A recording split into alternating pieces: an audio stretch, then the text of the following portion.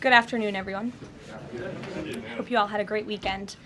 I want to start by addressing the devastation from the tragic flash floods in Texas. Moments ago, the Department of Homeland Security provided an update that 91 innocent souls have now perished. Everyone here at the White House, including the President of the United States, is praying for the victims' families and friends during this unimaginable time. President Trump swiftly signed a major disaster declaration for Kerr County, Texas, to ensure our heroic first responders have every resource they need in the relief and recovery efforts. Secretary of Homeland Security Kristi Noem traveled to Texas over the weekend, and the entire Trump administration is working hand in glove with state and local officials to provide every assistance available. The situation on the ground remains dangerous, and there could be additional public safety threats with potential incoming heavy rain.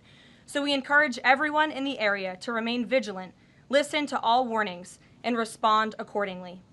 Unfortunately, in the wake of this once-in-a-generation natural disaster, we have seen many falsehoods pushed by Democrats such as Senator Chuck Schumer and some members of the media. Blaming President Trump for these floods is a depraved lie, and it serves no purpose during this time of national mourning. Here are the facts. In the lead up to this tragic natural disaster, the National Weather Service did its job. Despite unprecedented rainfall, the National Weather Service executed timely and precise forecasts and warnings. On July 3rd, the National Weather Service office in Austin, San Antonio, Texas, conducted forecast briefings for emergency management in the morning and issued a flood watch in the early afternoon. Flash flood warnings were also issued on the night of July 3rd and in the early morning of July 4th, giving preliminary lead times of more than 3 hours before flash flooding conditions occurred. And the National Weather Service office in New Braunfels, which delivers forecasts for Austin, San Antonio, and the surrounding areas, had extra staff on duty during the storms, despite claims of the contrary. So to any person who has deliberately lied about these facts surrounding this catastrophic event, you should be deeply ashamed. At this time, the administration's focus will be giving the victims and their communities the support they deserve during these recovery efforts in this tragic time. May God bless the great people of Texas, especially the parents who have lost their children. President Trump loves you. We are praying for you, and he will be traveling to see you later this week. Moving along to some further scheduling announcements. Tonight, President Trump will host the Prime Minister of Israel, Benjamin Netanyahu, for dinner, where they will discuss the positive developments taking place in the Middle East region. Tomorrow, the President will host his 6th cabinet meeting of his second term. Many of you will be invited to cover that. And on Wednesday, the President will host leaders from 5 African nations for lunch in the state dining room. In other news, after the historic signing on the South Lawn of the White House on the 4th of July, President Trump's One Big Beautiful Bill is now the law of the land. Republicans in Congress met the once-in-a-generation moment and codified the Make America Great Again agenda into law. After this monumental achievement, no other president in modern history has worked harder and faster to fulfill their campaign promises than Donald Trump. The One Big Beautiful Bill will get the United States of America firing again on all cylinders. It's safe to say that over the past few weeks, the president has delivered on many, many wins. For the 4th month in a row, jobs numbers beat market expectations with nearly 150,000 good jobs created in the month of June. The American economy has now added nearly 700,000 jobs since January 2025, with American-born workers accounting for all job gains. President Trump drove illegal border crossings to another historic low in the month of June, and Border Patrol once again released 0 illegal aliens into our country. The Supreme Court stopped activist judges from imposing nationwide injunctions and cleared the way for President Trump to carry out his popular and common sense agenda. The University of Pennsylvania agreed to all of the Trump administration's demands and will now keep men out of women's sports. President Trump secured his trade deal with Vietnam, giving the United States total access to their markets. Because of President Trump's unleashing American energy dominance, gas prices are at 4-year lows. And when adjusted for inflation, gas prices are near the lowest levels we've seen in the last 20 years. NATO members agreed to raise defense spending to 5% of GDP, a foreign policy feat long thought impossible until President Trump made it happen. The Operation Midnight Hammer obliterated Iran's nuclear capabilities, taking out this imminent national security threat not just to the United States, but to the entire world. The president secured a ceasefire between Israel and Iran, ending the 12-day war. The president brokered a historic peace agreement between Rwanda and the Democratic Republic of Congo. Pakistan nominated President Trump for the Nobel Peace Prize in recognition of his decisive diplomatic intervention to prevent a nuclear war between India and Pakistan. Blue-collar wage growth has seen its largest increase in nearly 60 years, and President Trump has defeated Joe Biden's inflation crisis with core inflation at the lowest level since March of 2021. And just about all of that has happened in the last 3 weeks, and I know you all know it because you've been very busy here covering it along with us. So with that, I will take your questions today as we kick off another very busy week here at the White House. We'll lead with our new media seat, Brian Glenn, who is, of course, very present in this briefing room. He's put in a lot of hours covering this president, so we're glad you finally have a seat today. Brian, go ahead. It feels great to sit down. Thank you very much. You're welcome. I want to go back to the hurricane. You said that President Trump is scheduled to go to Texas later this week. Can you speculate on what day and what he has plans? Sure. The White House is currently arranging those travel plans. We hope that it will be later this week, likely on Friday, but of course we want to do it at the most appropriate time on the ground for state and local officials. We don't want to interrupt the recovery efforts, but we're planning tentatively for a Friday trip, and when that becomes final, we'll let all of you know, as we always do. And you gave a little bit of reaction earlier, but the National Weather Service, the union, actually publicly stated they had an adequate staff on hand to forecast and predict the storm. You shared your thoughts earlier on how the way the left has really weaponized this to blame the deaths in Texas on Trump. Want to comment on that again? Yeah, I just do think those comments are depraved and despicable, especially when so many Americans are mourning the loss of their children. The National Weather Service, as I said, did its job. Many experts, many meteorologists have said that. Many of you in the media, in all fairness, have said that as well. Unfortunately, not all. And many Democrat elected officials are trying to turn this into a political game, and it is not. This is a national tragedy, and the administration is treating it as such. We know the National Weather Service provided early and consistent warnings. They gave out timely flash flood alerts. There were record-breaking lead times in the lead up to this catastrophe. There is ongoing flood monitoring, and these offices were well staffed. In fact, one of the offices was actually overstaffed. They had more people than they need. So any claim to the contrary is completely false, and it's just sad that people are pushing these lies. Can I just get one more? Sure. Kind of a little bit of breaking news. The Department of Homeland Security is moving to end the TPS status on Honduran and Nicaraguan migrants. Yes. Any plans to adding additional countries that you could be targeting? Just a reaction. Sure. Well, I won't get ahead of the Department of Homeland Security on additional countries, but as you pointed out, they did end temporary protective status for Nicaraguans and Hondurans in this country because TPS, temporary protective status, is temporary by definition. It is not meant to be a permanent path to residency or citizenship here in the United States of America. It was originally granted to Nicaraguans following a natural disaster in 1999. That doesn't sound very temporary to me. And as well as Hondurans in 1999 after the impact of Hurricane Mitch in 1998.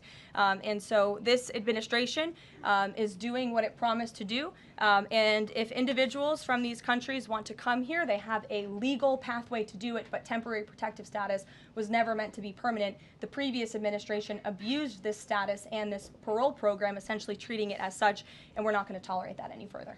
Thank you, Brian. Megan. Secretary Bessent said yesterday that countries will boomerang back to the April 2nd tariff level starting August 1st.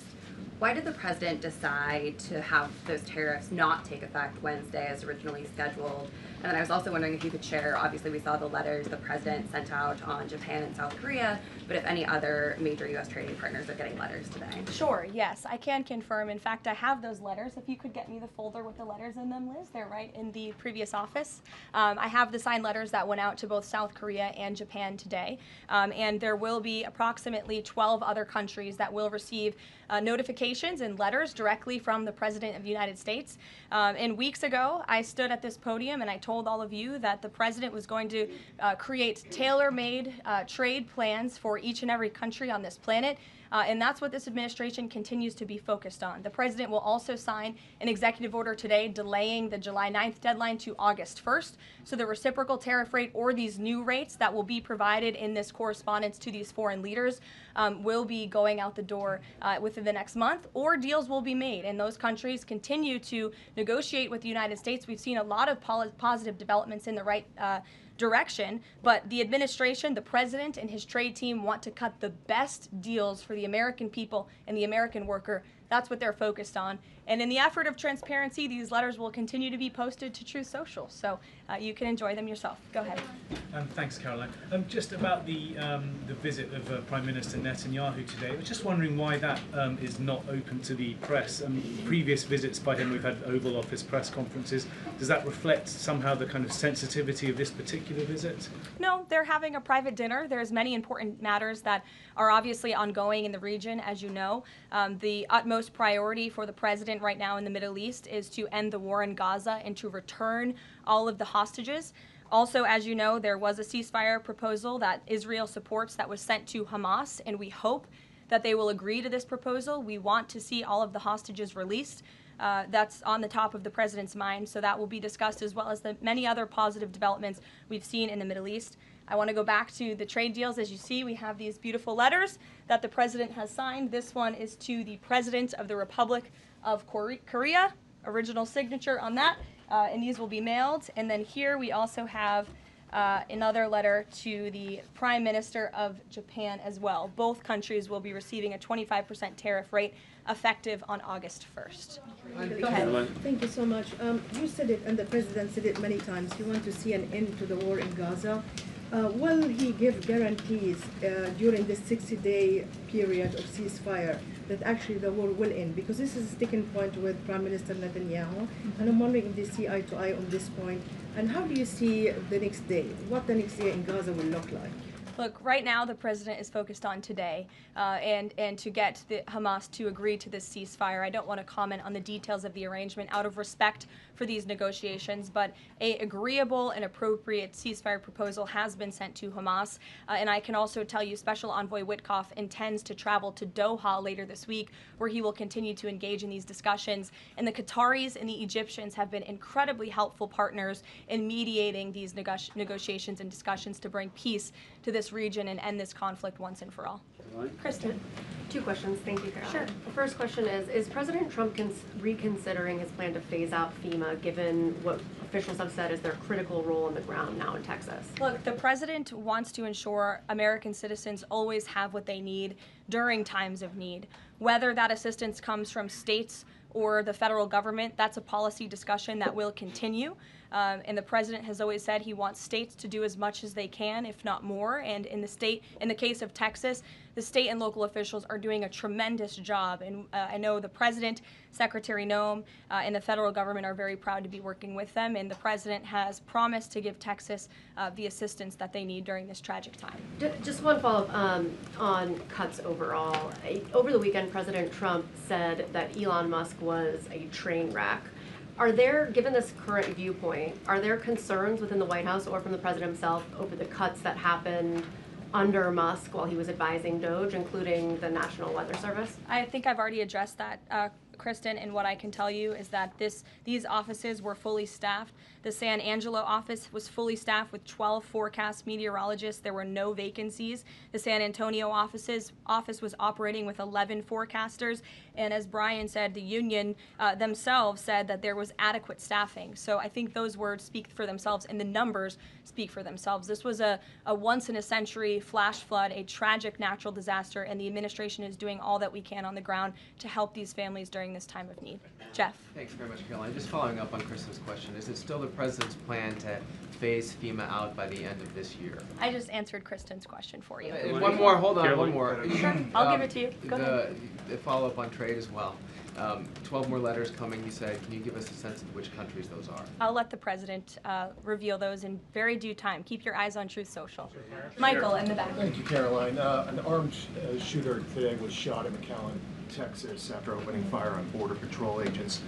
Comes just days after Democratic Congresswoman Pramila Jayapal recently said she gets, quote, inspired when activists obstruct ICE. Does the White House expect Democrats to tone down their rhetoric in light of what we saw today in McAllen, Texas? We certainly call on Democrats to tone down their rhetoric against ICE and Border Patrol agents who, again, are everyday men and women. I would encourage AOC and other Democrats to actually meet with the United States Border Patrol. These are honorable Americans who are just simply trying to do their job to enforce the law. They go home to their families every night just like we all do, and they deserve respect and dignity for trying to enforce our nation's immigration laws and to remove public safety threats from our communities. The White House is aware of the shooting that took place today in Texas, and we are working with the appropriate federal agencies to get to the bottom of what happened. Caroline, the DOJ and FBI have now concluded there was no Jeffrey Epstein client list. What do you tell MAGA supporters who say they want anyone involved in Jeffrey Epstein's alleged crimes to be held accountable? This administration wants anyone who has ever committed a crime to be held accountable, and I would argue this administration has done more to lock up bad guys than certainly the previous administration. And the Trump administration is committed to truth and to transparency. That's why the Attorney General and the FBI Director pledged at the President's direction to do an exhaustive review of all of the files related to Jeffrey Epstein's crimes and his death. And they put out a memo in conclusion of that review. There was material they did not release because, frankly, it was incredibly graphic and it contained child pornography, which is not something that's appropriate for public consumption. But they committed to an exhaustive investigation. That's what they did, and they provided the results of that. That's transparency. Follow up on that, Sure. Caroline. Okay, so the FBI looks at the circumstances surrounding the death of Jeffrey Epstein. According to the report, this systematic review revealed no incriminating client list. So what happened to the Epstein client list that the Attorney General said she had on her desk? Well, I think if you go back and look at what the Attorney General said in that interview, which was on your network, on Fox News. Got the quote. Go ahead. John Roberts said, DOJ may be releasing the list of Jeffrey Epstein's clients. Will that really happen? And she said, it's sitting on my desk right now to review. Yes, she was saying the entirety of all of the paperwork, all of the paper in relation to Jeffrey Epstein's crimes. That's what the Attorney General was referring to, and I'll let her speak for that. But again, when it comes to the FBI and the Department of Justice, they are more than committed to ensuring that bad people are put behind bars. They have an operation going on right now called Summer Heat, which has our murder rate trending in the lowest direction in United States history. Their emphasis on violent crime and locking up violent criminals has led to the arrest of 14,000 violent criminals. That's a 62% increase from the same time period last year. So this Attorney General and the FBI Director are committed to putting bad people behind bars where they belong. They promised an exhaustive review. That's what they did. For any further details, I would refer you to the Department of Justice. Thanks, Caroline. With Prime Minister Netanyahu visiting the White House today, yesterday the president said that he was working on a more permanent deal with Iran, but several days ago he didn't think one was necessary. What changed? Well, when you asked me about this, or when you all asked me about this several weeks ago, I said the president thought maybe an Iran deal was not necessary, but of course the president is always interested in peace and diplomacy. That remains true, and the administration continues to be in contact, both directly and indirectly, with the Iranians on a deal. And then on tariffs, you're now delaying the deadline from July 9th to August 1st. Is that an acknowledgement that perhaps the administration found it more difficult to negotiate these trade deals, or whatever happened to 90 deals in 90 days? No, it's an acknowledgement that this administration is doing what's best for the American worker, and we want the best deals possible for our workers, for our manufacturing base, for our middle class, and they are doing this deliberately and appropriately on behalf of our country's interests. Josh. A couple more on the tariffs. You said about 12 more letters. There were about 55 or so countries, including the EU as a bloc, that were facing this tariff increase. All of those, to understand you correctly, are now deferred to August 1st, right? Correct. And on the 12, what happens with the remaining, whatever it would be, 40-something? So just 12 today. There will be additional letters in the coming days. So all of them are going to get a letter at some point? Correct. Okay, and can you tell me why he decided to start with South Korea and Japan? Are they annoying him?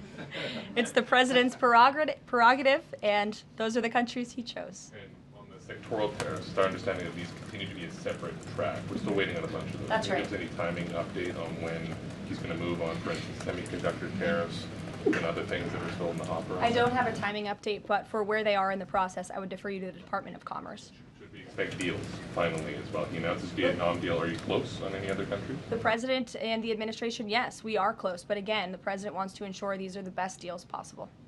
And I would add just one more thing on trade and tariffs to wrap it up. Look at the extensive work this president has put into cutting these good deals and doing what's right for the American worker. He is literally looking at the map and looking at every country on the planet and seeing where they are ripping off the American people, seeing where they have hollowed out our industrial base, seeing where our jobs have gone to other countries overseas because of their tariff policies, and he's trying to correct that. So this is decades of bad trade policy that has led to a deficit that is ravaging our country, that is ravaging our middle class, and the president is taking a very deliberate approach to correcting this wrong of many decades, of many past presidents. And so I think he should be commended for the time and the effort that he is putting into this. And the fact that he has announced a framework with China, a trade deal with the United Kingdom, a trade deal with Vietnam, and many others to come in just a matter of 6 months is truly historic, and it's a testament to this president and his trade team who are working around the clock to get this done. Sure, go ahead. Thank you so much, Caroline. Two questions on Iran. What's the permanent deal with Iran looks like for the president, and what issues related to Iran should it cover? And secondly, has the president seen the interview with Iranian president, which he says that the United States president, Mr. Trump, is capable enough to guide the regions toward a peace and a brighter future, and put Israel in its place, or it gets more into conflict? Has the president seen these comments, and what's his reaction to these comments? I'm not sure if he's seen those comments, but certainly I think it's true that the president is the right man for the job to move the direction, this region into the direction of peace and stability for the future. That's what he and his national security team are working on every day, and we've already seen historic achievements in that direction. Go ahead. In the back. Kelly, go ahead. Great, thank Sure. you. And then in front of you. Okay, a couple questions for you. First, Y'all need name tag signs. First question on the flooding in Texas. I know there has been some concern about the timing of the alerts, knowing that they did go out, but the warnings coming out in the wee hours, so while many people were likely sleeping. Can you share just details what you know about why those warnings were sent while people were likely sleeping, and then what the administration is doing to ensure that these alerts come out sooner? Well, the alerts imminently were sent out before the flood when people were sleeping, because the flood hit in the very early hours of the morning. So people were sleeping in the middle of the night when this flood came. That was an act of God. It's not the administration's fault that the flood hit when it did. But there were early and consistent warnings. And again, the National Weather Service did its job. On July 2nd, there were initial notices of potential weather and flooding risks were issued. On July 3rd, escalating warnings throughout the day with a flood watch issued at 1:18 p.m. And then later at 6:10 p.m. on July 3rd, the Weather Prediction Center warned of excessive rainfall and a high likelihood of flash flooding. At 6:22 p.m. July 3rd, National Weather Center issued a hydraulic warning highlighting considerable flooding risks, including in Caryville County. And then there were the timely flash flood alerts at 11:41 p.m., 1:14 a.m., and then another flash flood emergency warning issued at 4:03 a.m. just before the flood hit. So those were all of the warnings that went out to the affected area and region. Go ahead. One question on education funding Go for ahead. states and local Thank you very much. I appreciate it, districts. Caroline. Two questions for you related to the Prime Minister's visit today. Number one, there's a report circulating that the Gaza Humanitarian Foundation provided a proposal to the White House to build these so-called humanitarian transit areas inside and outside of Gaza. The GHF is insistent it has nothing to do with that proposal. Can you shed any light on whether the White House has received such a proposal, and if so, from whom? I'm unaware if a proposal from the Gaza Humanitarian Foundation was sent to the White House. I haven't seen it, but I can ask our National Security Council. And also a document circulating that the White House is prepared to lift the Foreign Terrorist Organization designation from HTS, the group of President al-Shara in Syria. Can you confirm that that's taking place? Again, I haven't heard that, or I'm not aware of that action taking place. As you know, we did lift particular sanctions on Syria, but we did leave them on for particular terrorist groups. If that has changed, we will, of course, let you know if there's a change in policy, but I'm unaware of one at this time. Sure, go ahead. Me? Hi, Caroline. Thank you. You're welcome. And then you can go too, since you're so eager. Ahead of the the president's meeting with Prime Minister Netanyahu today, is there a scenario where Israel has made it clear that they will not bring an end to this war until Hamas is decimated?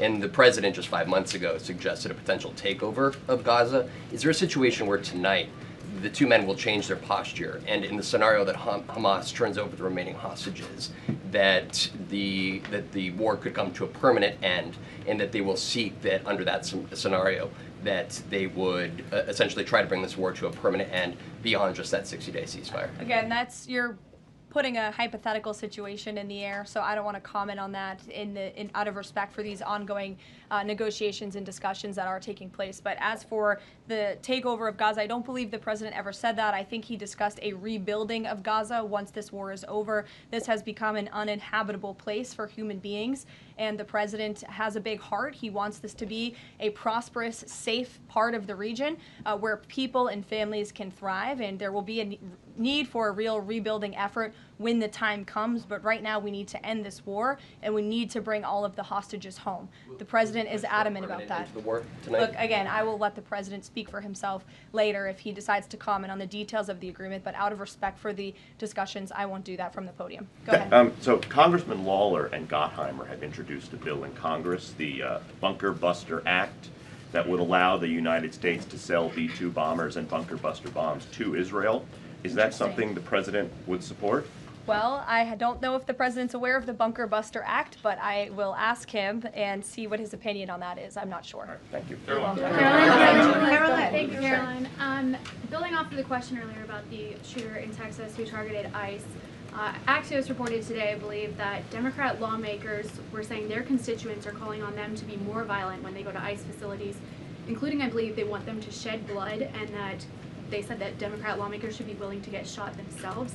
Can you respond to that, and do you have concerns that any of these lawmakers might act on the wishes of their constituents? It's hard to believe anyone with morals in this country or decency would say such a thing. Obviously, the White House condemns that rhetoric, and we condemn violence of any kind. This administration is simply trying to enforce our laws, and we must be a nation of law and order. You cannot simply waltz across our border and live here illegally and expect to stay. We are going to enforce our nation's laws, and the men and women who are doing that are doing so in a respectful way. They are doing so within the confines of the law, and they are just trying to do their jobs. And we condemn any violence or any calls for violence of any kind against any American. Go ahead. Thank you, Caroline. I wanted to ask you if... I was not calling on you, but you can go ahead. It's fine. There's a lot of people in here today. President Trump already saw the letter that the Colombian president, Gustavo Petro, sent him, apologizing for his comments a few weeks ago, suggesting that there was an involvement from the U.S. government in an alleged coup d'etat in Colombia. And Secretary Rubio recalled the U.S. Chargé d'Affaires in Colombia. Did President Trump saw that letter, and what do you think about the comments from President Petro suggesting that the U.S. has some kind of involvement in a coup? I'm not sure if the president has seen that letter, but I can check with him in the National Security Council. We will get you a response if you follow up with my team. We will find out for you. Caroline. Sure, go ahead. Thank you. Iris, go ahead. Thank you, Caroline. Thank you, Caroline. On two topics. First, I love how excited everyone is on Monday. Yes, Raquel, you can go out. On two topics. First, tariffs. The president announced last night that any countries aligning themselves with the anti-American policies of BRICS That's right. will be charged with an additional 10% tariff. Can you tell us more details on that? What specific policies is the president talking about here? What policies should countries stay away from to avoid being subject to additional tariffs? Sure. Well, the president feels, generally speaking, that BRICS is seeking to undermine the interests of the United States. It's the president's utmost responsibility to put the interests of the United States first. That's how he views his job as president. So he's going to ensure that America is fairly treated on the world stage, and he'll take any action necessary to prevent countries from taking advantage of the United States and our people.